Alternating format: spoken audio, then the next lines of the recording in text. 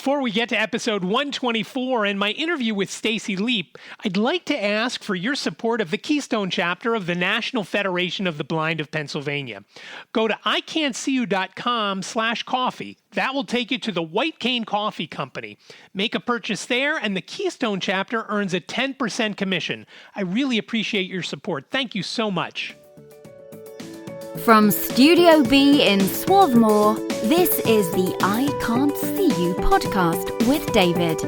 It's like blind people for dummies. Hello there, and welcome to episode 124 of the I Can't See You podcast. My name is David, at David Benj on all the socials. I really appreciate you joining me for today's episode. And remember, Clubhouse is a social network, and if you're not on Clubhouse and would like to be, I do have a few more invites to give out. So please reach out to me, ican'tseeyou@gmail.com. Remember, I Can't See You sounds like a whole sentence, but it's only 7 letters long. ICANTCU podcast@gmail.com, and let me know you'd like one of those invites, and first come, first serve, of course. Also, you can reach out via phone. Let me know if I can use your voice if you have a question unrelated to being on Clubhouse. 646-926-6350. Leave any questions, comments, and again, let me know if it's okay to use your voice in an upcoming episode if you've got a question that you want me to answer on an upcoming episode. And that would be very cool if you did that. So my guest today is Stacie Leap, and she is a rising star in the Keystone chapter of the National Federation of the Blind of Pennsylvania, as well as the NFB in general. She's going to talk today about how she started a new group within the NFB of Pennsylvania. Just an outstanding thing that she's done. After the interview, stick around because I do have a funny, maybe even horrific Ziggy story. But before we get to that crazy Ziggy story, and they all seem to be crazy, let's welcome into the I Can't See You podcast, Stacie Leap. Stacie, thanks for coming on today. Thank you, David, for having me. I'm really excited to be here. Why don't you give us a little bit of background? Where did you grow up, and things like that? Went to school, things, all that sort of stuff. Okay. So my name is Stacie Leap. I currently live in Philadelphia, Pennsylvania. I was born in Manhattan, New York, and I moved to Philadelphia when I was 8. And then from there, I went to a small elementary school called Southwark Elementary down in South Philly. I went to an all-girls high school, Philadelphia High School for girls. And then I went to college at Temple University, and I'm hoping to finish out my degree by next year and get my bachelor's of science in recreational therapy. So I'm pretty excited for that. Okay. Well, when you mentioned school, and it made me think, did you play sports in school? Just out of curiosity for my benefit, maybe not the listeners. I played soccer when I was in elementary school, just for fun, not really on a sports team or anything like that. Okay. But I was a really good goalie. Okay. I was just curious. It's just that, our daughter played softball in, most of her life, and also did soccer for a bit, and basketball. She's vertically challenged, so, basketball wasn't her thing. So another thing that's interesting that you were born in Manhattan. Again, our daughter works in Manhattan, although she's been working, from here for the last 14 months or so. So obviously do you go to New York a lot still, or not really, or? No. So the reason why we moved to Philadelphia, my dad has a few brothers here. Okay. And he was the only one that lived in New York. So he moved here to be closer with his family members. Gotcha. Okay. Okay. And as far as things go for you, you were not born blind. Do you want to share with us, what happened that caused you to lose your sight? Sure. So I lost my sight in January of 2016. I was 2 months pregnant with my now 4-year-old daughter. At the time, I didn't know whether she was going to be a boy or girl. But I was in an abusive relationship with an ex of mine, and he beat me up until I went blind. He broke my neck in 3 different places, and he messed up my entire lower back. So I spent the good majority of my first and second trimester in the hospital, recuperating from surgeries and going to rehab for physical therapy. And then right when I left the hospital, I went into labor. Oh my gosh. I guess it was just the amount of stress and trauma that my body was going through, the emotional pain of losing my sight as such a drastic traumatic event, and just having to deal with being a first time mom and not knowing exactly what to do, the anxieties and the worries. Right. I mean, it just throws one more issue into what can be a pretty um, unsure time for someone when you don't know what's going to go on. And how about any besides still being blind? Are there any other long-term issues? Have you had any other long-term issues? Well, because of the trauma that I went through, now I'm diagnosed with PTSD. So Okay. I do get a lot of anxiety, especially when my ex is of Hispanic descent, Okay. and sometimes when I hear Spanish, especially coming from like a deep male's voice, I kind of get a Okay. little anxious. I'm a little nervous about like being close to doors and windows, just the fear of like him walking past me because he never got prosecuted for the crime. By the Wow. time I was bold enough and courageous enough to want to press charges, both in my mental state and my physical state, the statute of limitation was over. Oh, wow. But I was fortunate enough to at least get a protection from abuse order Okay. from him. So he is by law not supposed to be next to me. Okay. Gotcha. Okay. Okay. And so now you have your daughter, and did you have any kind of support in the area? Your folks, I guess, still live in the area, so you had at least them to lean on once you Yeah, had the baby. I had my mom to support me. I had a bunch of friends, but honestly, when I went into labor and after I had her, the first year was really, really rough, because of all the issues I was going through, both mentally. I just felt into like a deep, deep depression. Like I honestly only got up to feed her, to Okay. change her, to bathe her, to just take care of her, and then went straight into bed. Like I just wasn't really ready for the world. Okay. Like at that time, I just thought my life was over. And eventually, I remember one day I was changing her and giving her a bath and everything. I was like, well, silly, if you're giving her a bath and you stink and you hold her, she's going to get stinky again. So why don't you take a shower? So that's what made me want to take a shower. And then when I was feeding her, I thought about, well, if you're not eating and you faint, how's she going to get fed?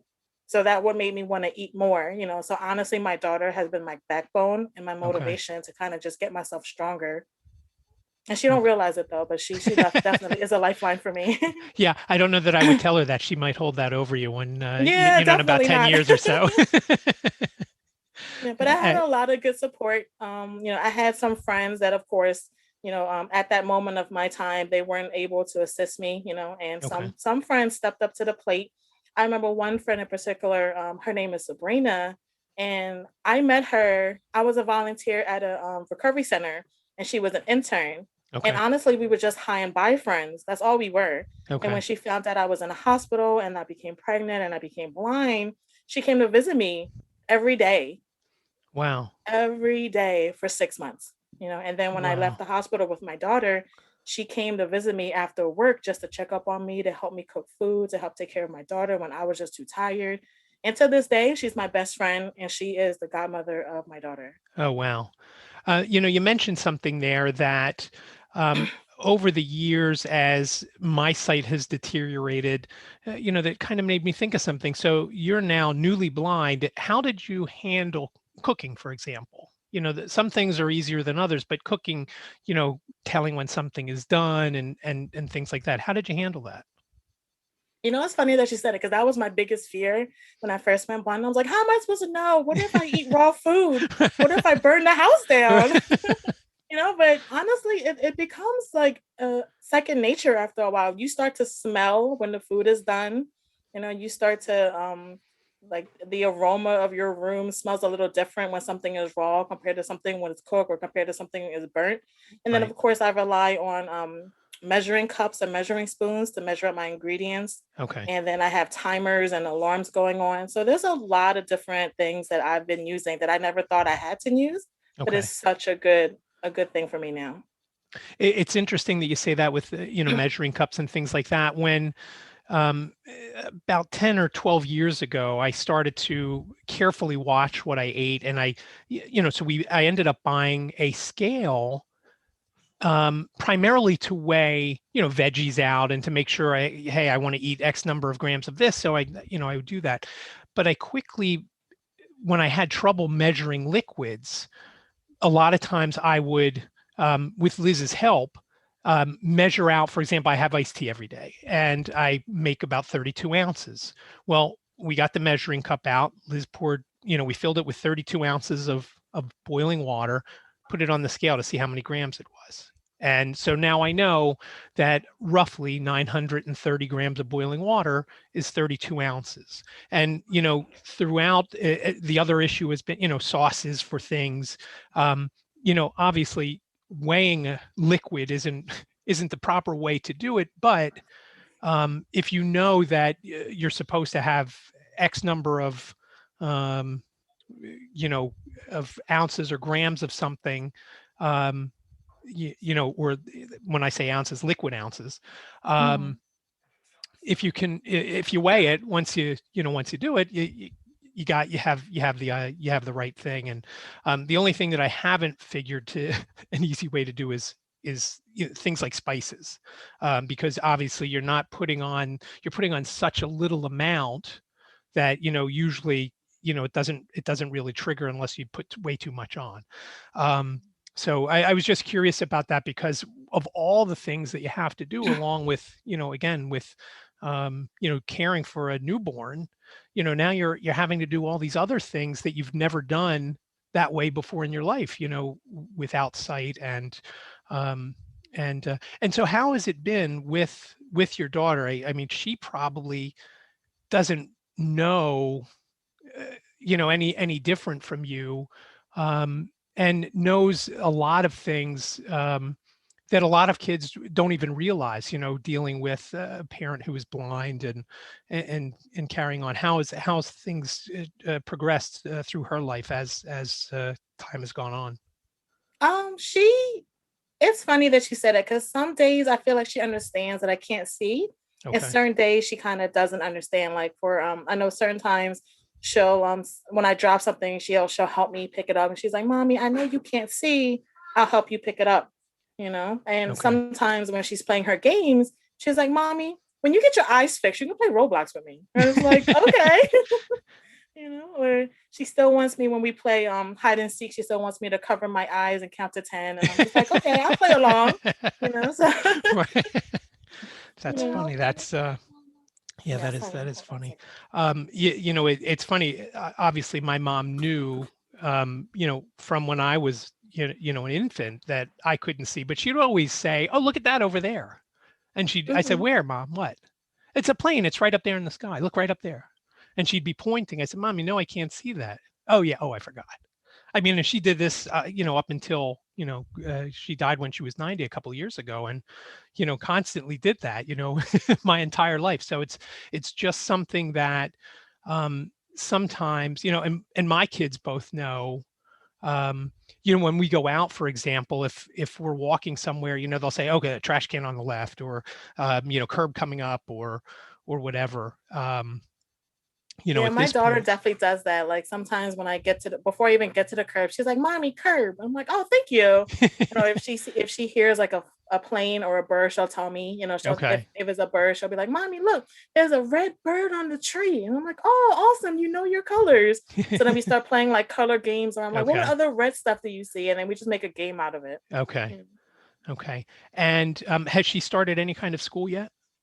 Yeah, so currently she's in Head Start. It's kind of Okay. like pre-K, but Right. it's all Okay. virtual right now because of the pandemic. Right. Okay. That's, I think we were talking about this before. That's her age is exactly where Liz teaches. And it's just funny to see the kids, and they go from a pretty big range in Liz's class because it's pre-K and kindergarten. So, and they can start as early as 3 years old. So it goes 3 until about 6 because it's a Montessori school. The older kids are supposed to teach the younger kids. Hopefully they're talking to the younger kids and not teaching them bad things, or bad habits or whatnot. So, there's been times that I've been in her classroom and, and the mayhem that goes on there. If just imagine now this year because of COVID, their classrooms have been smaller. Only I think they have 12 kids in them this year, but typically the classroom has around 20 kids in. Just imagine 20 kids from 3 to 6 years old. It's and even when she calls me now, I could, she called me today for something, and I could just hear, in the middle of her telling me something, she's like, Johnny, don't blah blah blah blah blah. It's very interesting how a kid will adapt to that. And again, Alana doesn't know any different. It didn't happen in the middle of her life. It happened, before she was born. So, she'll grow up and, become, a great asset, hopefully even during her teenage years, that will, be able to help you out, around the house and so forth. So, so it's just interesting to hear that. Tell us a little about, with the school, when she is in school now. Did she start this year? Was this year the first year of Head Start, or did she start last year? No, so she started when she was 3. Okay. But when she was 3, it was at another school location that was, all physical. This is before the pandemic. Right. Okay. And then when she turned 4, we switched her to another school because that school shut down. Okay. And now everything is virtual, which I was a little concerned in the beginning because I was like, well, she was learning her social skills and she was learning all this stuff. How can her as a 4-year-old sit still for 90 Right. minutes, Right. But she actually is very, very interactive and very engaging with the class. Like I guess because she's such a young age, they do a lot of songs, a lot of dances and stuff. So it keeps Okay. her mind occupied. I feel like if she would have done this when she was like maybe 8 years old, she'd probably lose a lot of attention span. Right. And that's kids in general. It seems like there's, some have thrived with being virtual, and others who, I have a friend who his son, just kind of, went the other way. And, a couple of people have told me that, that, somebody that was good in, in person in the class, when it went virtual was, kind of like motivation is gone. And, so it's, hopefully once things start to turn around and kids get back to school, it'll be very beneficial for everyone. And again, like you say, with your daughter, she will get into that socialization part of it, because that's such a big part for kids, today, with, not being able to, get together with, with their peers. And so hopefully that happens. I don't know. Have they talked about next year yet for reopening? I'm assuming they're not going to go back in person this year at this point. Oh yeah. So her teacher is currently pregnant. Okay. So she's on like a medical accommodation to teach virtually the entire school year. Okay. But come next year, Alana is actually going to go into kindergarten, which is another school that she's going to be applying to. Okay. Yeah, which is closer to my house now, and she got accepted to Samuel Powell Elementary. Okay. And it's a really good elementary school, at least around my area. Okay. And that's I'm interested in learning how that's going to be, because it's a whole new environment. We don't know if it's going to be hybrid or all virtual again, or just all in person 5 days. Okay. And then she just has to learn all about her classmates, her teachers, meet all fresh new people. So I'm kind of interested in seeing how she's going to react with that. Right. And it just helps as she grows in her lifetime. Mm-hmm. There's always going to be people that she is friendly with and likes, and there's always going to be that one or two people that rub her the wrong way, and that's difficult to deal with. And it's so important to have to deal with everyone like that. So hopefully that'll go well. Now, when going to school, do you walk her? Do you take the bus? How do you? Well, prior to the pandemic.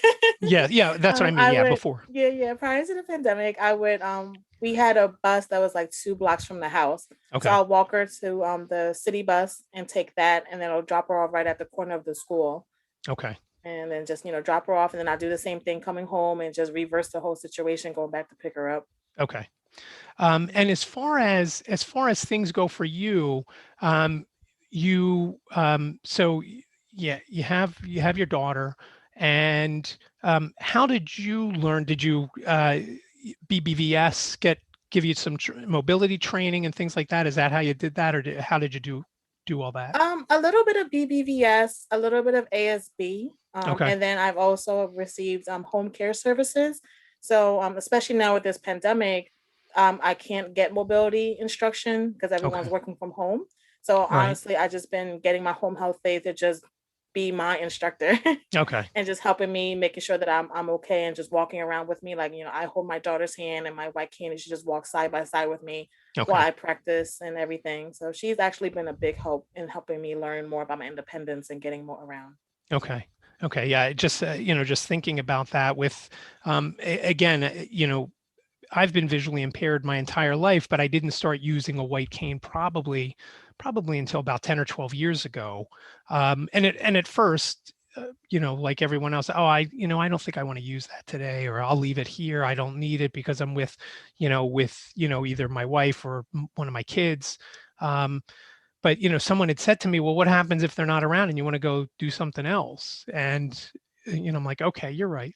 And so then I started taking it with me more.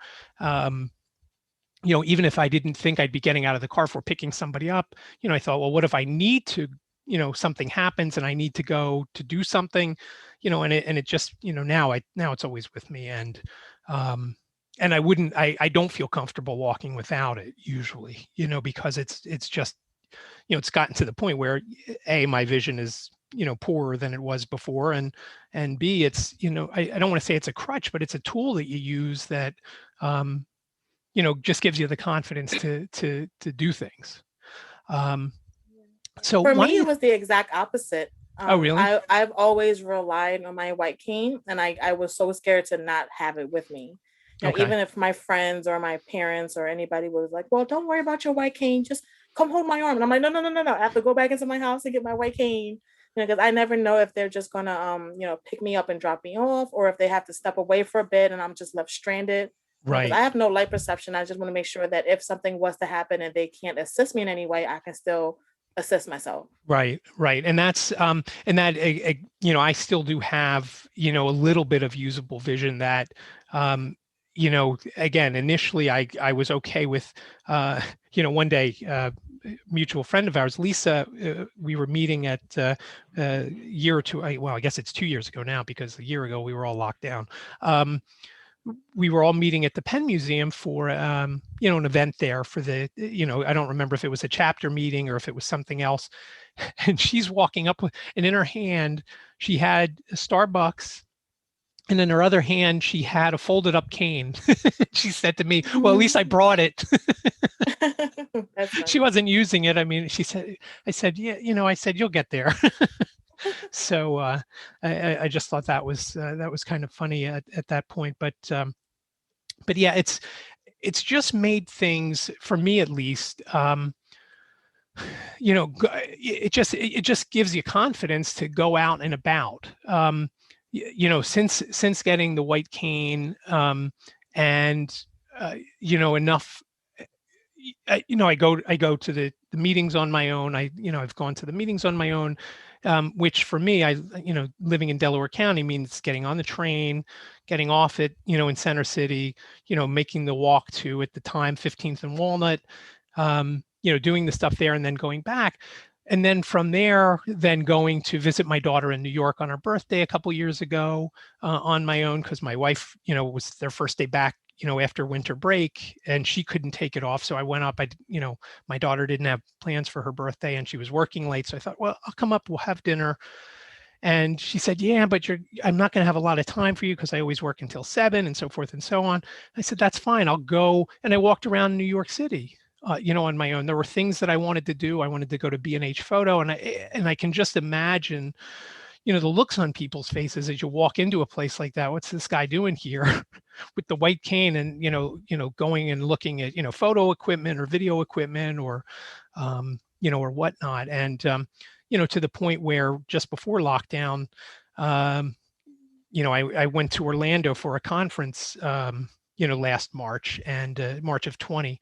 And, and now I think I have, enough confidence to do just about anything,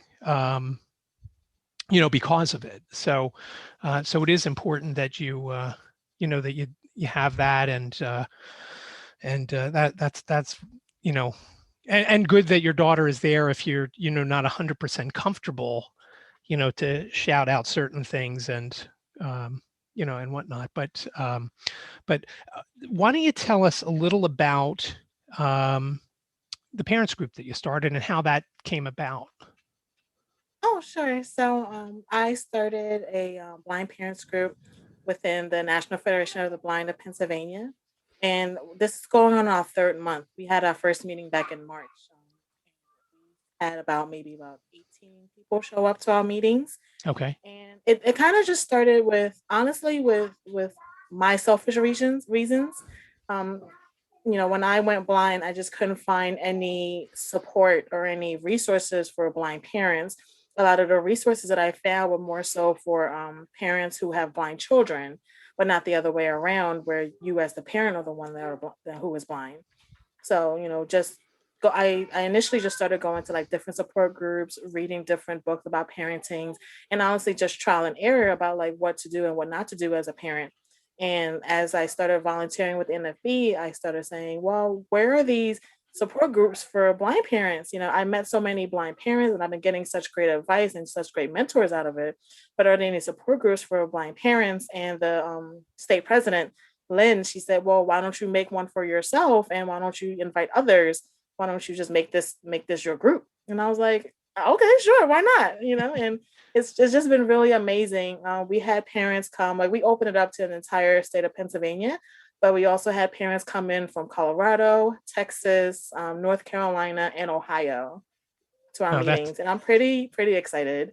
yeah, that's outstanding. And do other states have a division like that? So the blind parents group is not a division. It's Oh, a it's not. it's a group. It's just a Yeah, group. but Okay. it's just a group. Yeah, but other states have it. I know Maryland has a blind parents group, and I Okay. think Missouri has one too. But not all of the states have it. Okay.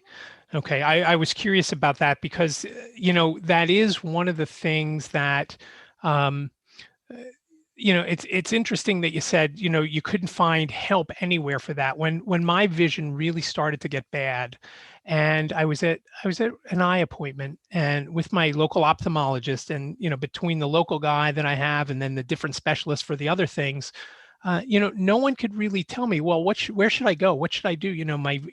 I would tell him, he's like, are you having trouble, reading printed material? I'm like, yeah, I can't see it. I said, well, where can I go to get help? He said, I don't know. I'm like, this is your job. I felt like, okay, so now that I can't see, you really can't do much for me. Just, maybe prescribe medicine to, you know, maintain it or what. And so, so then I started looking into things, and obviously, like you have to start to do things on your own. And it's just something which I kind of found I couldn't have been the first person this guy had, to lose his vision while, in his care. So, when I went back to him after I found a few things, I would say, look, you can do this. Here's where you can add people. You can do that. And he didn't really seem interested. And I thought that was kind of funny. And, it just goes to show that you really have to be an advocate for yourself, if you want to get stuff done. And, all the different horror stories that I've heard over the years.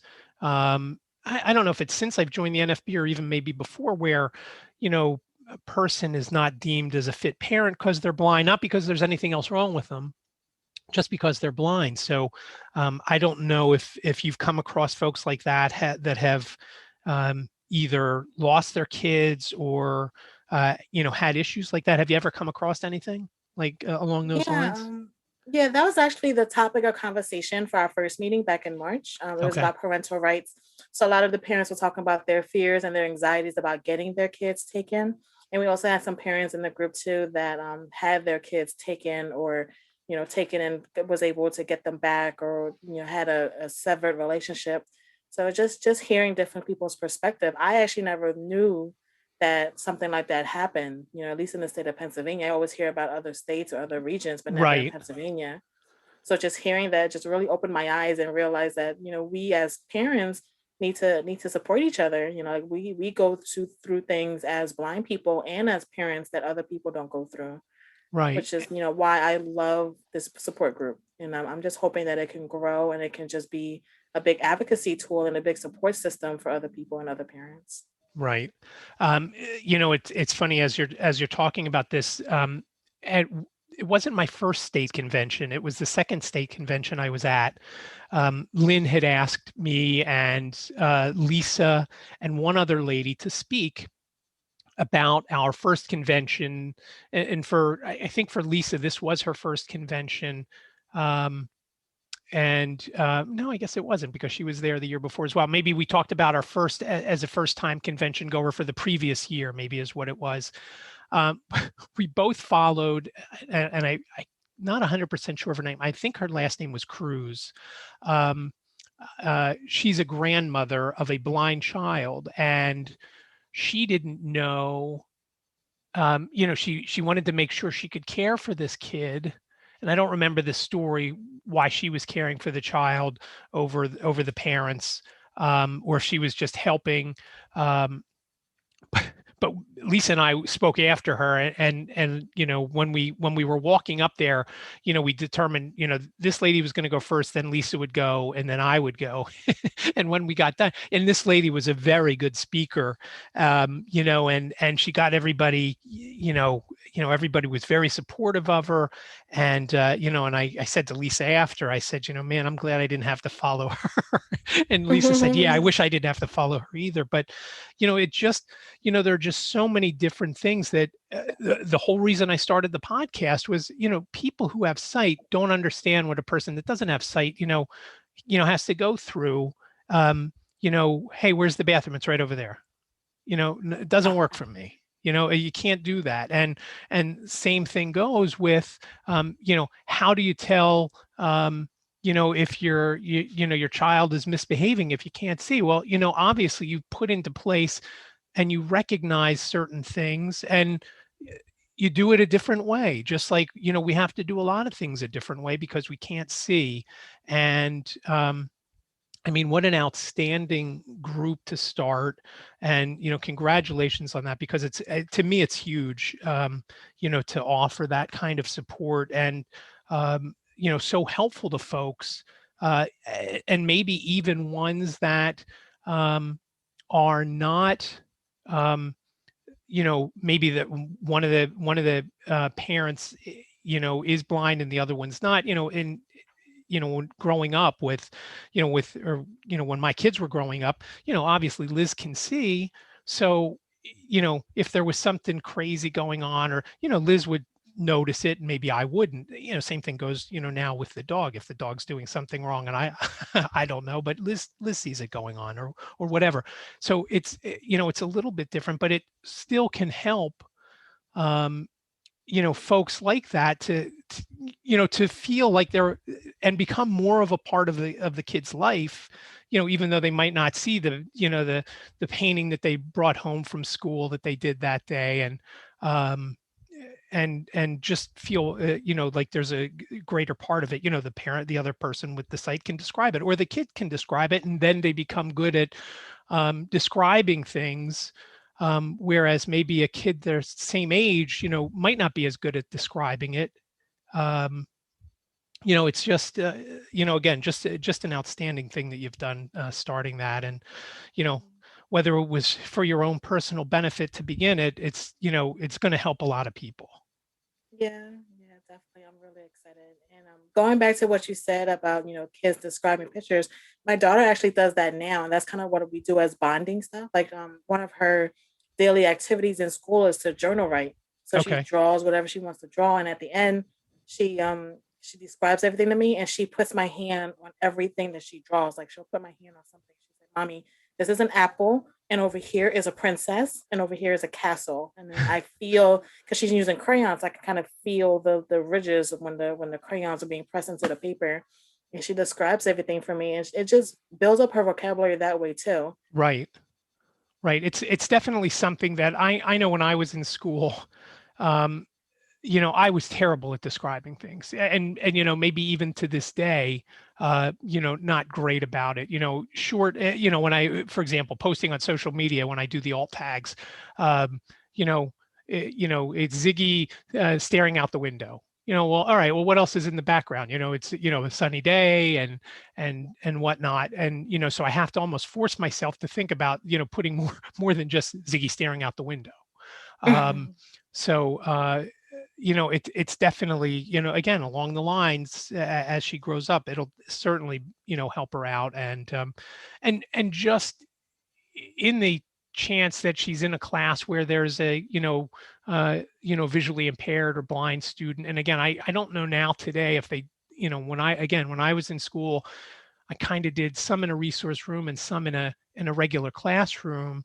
And I don't know if that's still the case, if they would still do that today. And if they do, there's a chance that, hey, at some point along the line, she may meet a kid that's, visually impaired or blind, and she'll know how to talk with the kid and how to help the kid while still, being a friend of the kid, not just being, someone that's there to support them. Yes, definitely. She's that type of person. She's such a good helper, and she's very into her feelings and to her emotions, and always very empathetic to other people. Oh, that's great. That is great. As far as the group, do you want to just give particulars when you guys meet and how to contact you? So if somebody wants to join up, they know where to go. Oh, sure. So we meet once a month. I'm on the third Saturday at 7 p.m. Eastern, and it's entirely virtual through Zoom, which is a free platform. And you can definitely contact me by email. It's stacie.leap@gmail.com. And Stacie is spelled STACIE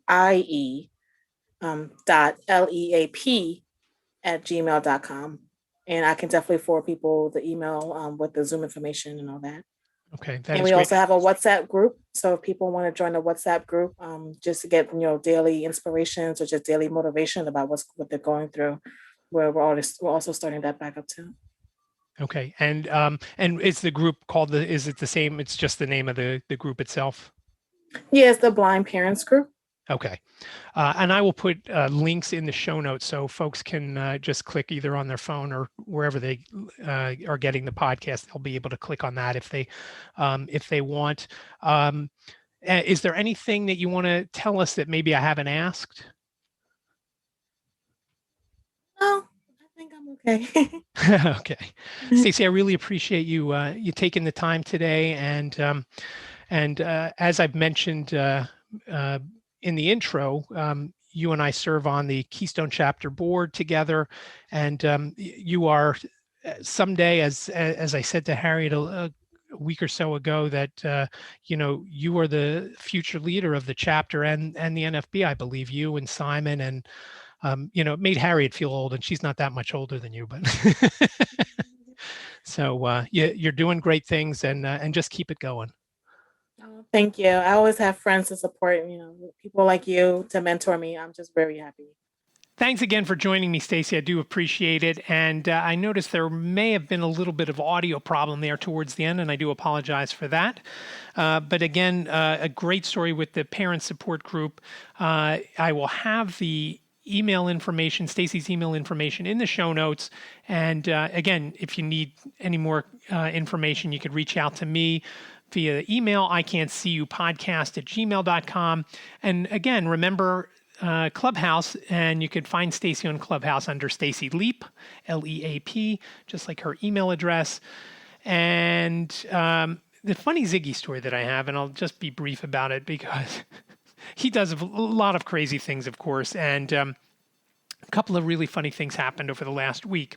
We get food for him in a big, I don't remember how many pounds, 15, 20, 25-pound bag, and we put it in this plastic container that seals shut. Well, the day before we put it in, because there's still a little bit of food left, the bag is sitting outside right next to the container. And of course, Ziggy's trying to, chew through the packaging to get to the food, which he doesn't do, fortunately. But the next day, after we clear out most of the food that's left in there and I take the rest out for lunch, I then open the bag up while he's eating lunch and I start pouring it in. And as I'm pouring it, it's like raining down into this big bucket, this big bin. he finishes his lunch and then comes over and he tries to eat as much as he can as it's falling from the bag into this container. And it was just hysterical. It just made me, if you've ever seen the movie UHF, it just reminds me of the line, "It's time to drink from the fire hose," because that's what it was like him trying to do. So it was just hysterical.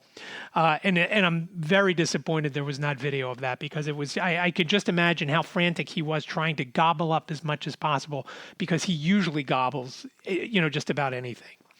The horrific story was, one day we were in the living room and he had gone into the kitchen. And, as I've mentioned previously, we've kept, the counters fairly clean of most things that he could eat.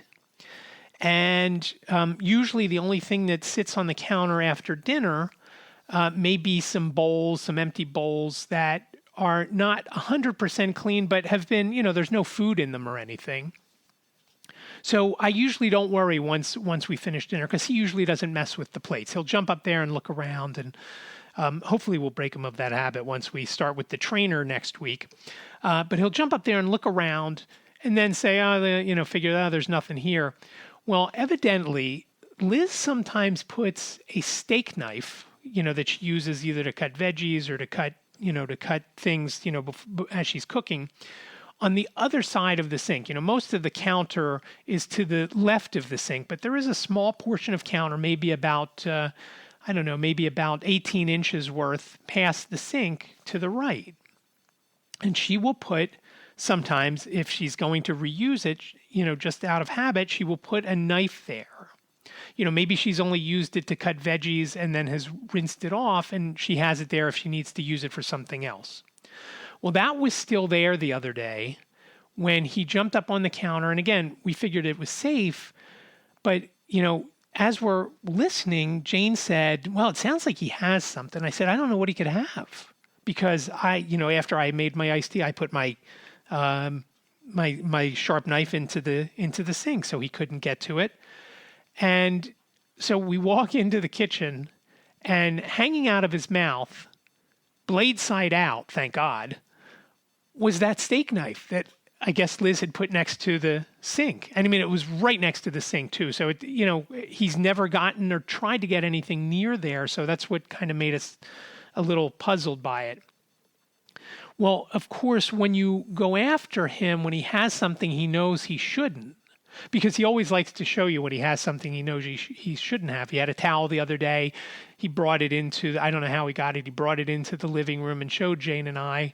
And then, of course, as soon as you take a step towards him, he races away with whatever he's got. So here is this dog running around our kitchen with a knife hanging out of his mouth. And, Liz comes in and says, no, don't go after him. Just stand there so he doesn't run into the living room. And she went to the refrigerator right away and grabbed a carrot, because carrots are one of his favorites. And, we do those little baby carrots. And we go through a bag and a half, 2 bags a week, and that, like I said before, he could be outside doing something that he shouldn't, and you just say carrot and he will come running in. And, he loves them. So Liz grabbed a carrot and then walked over towards him with the carrot, and he immediately dropped the knife. And so it may be a new police tactic they could try out on the streets, with all the craziness going on. Maybe that will work out there as well with the with the police and the bad guys. But fortunately, he grabbed the knife by the handle, and and that made it so it wasn't as dangerous as it could have been, and another trip to the vet.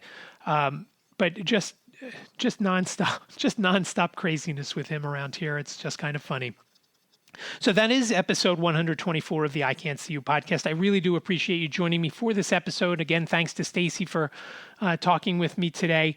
And again, if you have any questions or comments or want to be on an upcoming show and you've got some ideas, please reach out 646-926-6350 or ican'tseeyouPodcast@gmail.com. Don't forget the White Cane Coffee Company affiliate link for the Keystone chapter of the NFBFPA. And to get to it easily, it's just ican'tseeyou.com/coffee. That is a plugin by what's called Pretty Link. So I don't have to say whitecanecoffee.com/ref/Keystone Chapter. I can just say ican'tseeyou.com/coffee. And again, thanks for listening. I appreciate it. I hope you're staying safe. I hope you're well. And I will talk to you next week. Thank you for listening to the I Can't See You podcast with David. Please rate, review, and subscribe to the podcast wherever you listen. And don't forget to share the podcast with your friends.